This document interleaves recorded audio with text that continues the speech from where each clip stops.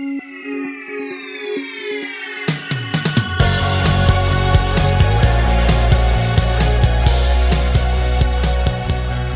everyone, and welcome back to another edition of the BulliesOut Podcast with me, your host, Jenny Radcliffe. I am delighted to welcome to the show a key player in BulliesOut and our social media and cyber lead. Would that be the right thing to say, Lucy? That's me, yeah. Welcome to the show, Lucy Howard. How are you? Good, thank you. Thank you for having me. Oh, no, it's our pleasure. So, Lucy, tell us a bit more about what you do for BulliesOut. What's your role? So I am the digital communications officer for BulliesOut. So I head up our social media pages. I also, as a cyberbullying specialist, look at the e-safety side of things, information leakage, digital footprints, how we keep our children safe online. I present to both parents and professionals, and we also look at workplaces and look at mentoring and positive behaviour in the workplace, and run courses for people in their workplaces as well. So no, I was going to say no pressure then. That doesn't sound busy at all. The good thing about it is that the busier we are, the more successful we feel like we're being, because the more people we're actually getting out and helping and supporting. So it's one of those, it's catch-22. The busier we are, the better it is. But this is the thing. I mean, this is one of the things that you spoke to me about at the very beginning, and me talking to you guys, was one of the biggest aims is just to get out there and to make sure that people can see it, so to get eyes on it, because there's resources on that as long as people could see it. And that's really what we're always trying to do with everyone as well, is just get some eyes on the charity and on what resources people have got. So it's a key role, isn't it? It's bullying is a really tricky one, because for so long it's been something that people sort of, for example, in schools or workplaces, if they admit there's a problem, then it's almost like they're saying they've got a problem with bullying, whereas actually everyone has an issue with bullying. But actually, the more we talk about it and the more instances that are being reported, actually that shows that you've got a really effective anti-bullying policy, because people feel they can come to you and disclose and they trust you. So it's the opposite of how people see it. The more we can get people to come forward, the more effective your bullying policy actually is.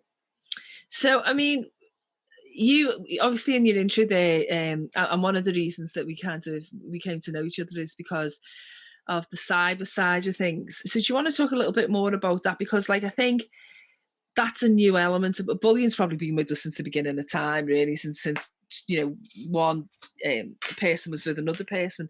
But the cyber side's such a huge part of it now, isn't it? And knowing what to do.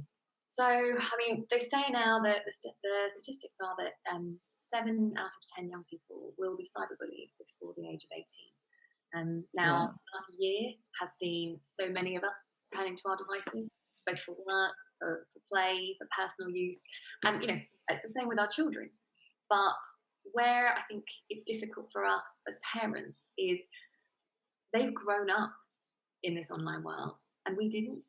And so they're a step ahead of us the whole time, and it moves so fast. And so a lot of parents, they treat their devices as if it's a TV rather than as if it's an after-school activity or an extracurricular activity. And instead of being alert and actually parenting their time online, they're treating it as if they're just watching TV. And so they're not realising the sort of the dangers that are out there and the risks. And the problem for our teenagers is that so much of the information that's downloaded to them around this is about the risks. And an easy option is just to say, stay offline, don't go on your device. But actually, if we can empower them and show them how they can make best use of their time online, because it's not going anywhere, as you all know, it's here to stay. Yeah. We can actually empower them to make best use and to leave a positive trace and use their social media for good. We can do so much more. And that's about sort of raising awareness with parents, raising awareness with teachers, getting everyone to work together on it, and just teaching them not to be scared of what's out there. It's about knowing what's out there and being able to manage the risks because you have an awareness of it. Yeah, I mean that's the thing. It's not realistic to say to anyone anymore, just don't do that.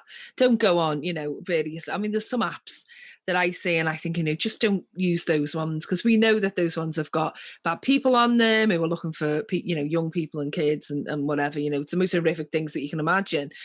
But if that's what all their friends are on, and that's the way they want to communicate, you're not going to stop it. So it's teaching them to use it safely, isn't it? I mean, that's the key. And we've got an appeal, really, don't we, Lucy? I mean, we've just kind of, I'm springing this on you, but I suppose we've just sort of agreed it. But, hopefully there's going to be people watch this who will have tips for safer online work, I suppose, and safer online use for young people and kids particularly. And so what we're interested in is getting some of those tips in. So what I'll do at the end is I will put up an address for those tips and tricks and hints, and maybe we'll collate them into some sort of resource over time if we get enough of those in. So we'll appeal for those right now, because I do think that it's sometimes you hear things that or something, it's hard to get everything in one place to know exactly what to do to advise people about that online, young people and children. But we do have resources at BulliesOut, don't we? There are courses and things that people can apply to go on and watch, right? So we've got twofold. We've got tons of workshops and courses out there for children. So you can get your children on, and they're virtual as well as face-to-face. So you can get your children on one of our Stand Up, Speak Out, Stay Safe sessions, which raises an awareness to them around bullying, what it is, how they can keep themselves safe. But then we go further and we actually work with parents as well. And now we do a more generic one around all the different types of bullying, because cyber is one of the types, but actually we are still getting reports that the face-to-face, especially back in schools, is the more prevalent. And so we run Understanding and Exploring Bullying for Parents, when we talk about all the varying types, and we talk about some of the covert signs and forms of it as well, which is a lot more difficult for parents to pick up. But then specifically, brand new, we have launched our new e-safety for educators and e-safety for parents, which deals with all these issues around the cyber world, information leakage, helping them to stay safe online, because their actions online don't just affect them, they affect all of you. I was talking to someone the other day and I was saying, we only have one mother's maiden name. We only have one first pet. So once that information's out there, as you guys all know, it's out there forever. So they're releasing that information, potentially causing you harm as well as parents. So yeah, if we can help and get in and educate on that, then we've done a job for the day. So we're going to put lots of screenshots of the BulliesOut website, and we'll put all the contact details going along the bottom of the ticker, so that you know that if any of this stuff that Lucy's talking about is resonating with you, if you'd like to, book some of these workshops or attend the trainings, or you've got any questions at all about bullying and about the resources that BulliesOut provide, then we'll give you all the contact details along this podcast and again at the end, and so that you can definitely come and contact us and see whether BulliesOut can do anything for you. Lucy, I just asked you a more personal question. I mean, why is this personally such a passion project for you? What made you sort of join BulliesOut and help them?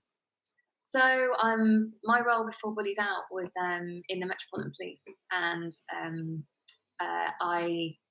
I've always loved the world, the digital world. I've loved social media. I've loved seeing how people interact on it. And now as a parent, I would love to be able to use those skills to try and keep our children safe. And there's so much we can do. There's so much good and positivity out there online. It's just about trying to reach more people and get that concept that we can put kindness out there online. We can use social media to make such a big difference if it's used right. I love what BulliesOut stands for. I love what it represents. You've met our CEO, and she is the epitome of what charity should be, and kindness personified. So it is lovely to work in a team like that. It's a fantastic charity. Well, it's certainly inspirational. So, Lucy, I think the work that BulliesOut do is great. I'm so proud to be an ambassador and hosting this podcast with you. And we're going to see you again on the podcast over, the coming months and weeks, because Lucy's the one that I'm going to be sort of talking to the most, I would imagine, about what the BulliesOut are up to and where we can find help and resources. So welcome to the show, Lucy. It's brilliant to have you on. And I'm sure that we're in safe hands with yourself. But for now, thanks a lot for tuning into the BulliesOut podcast, and goodbye.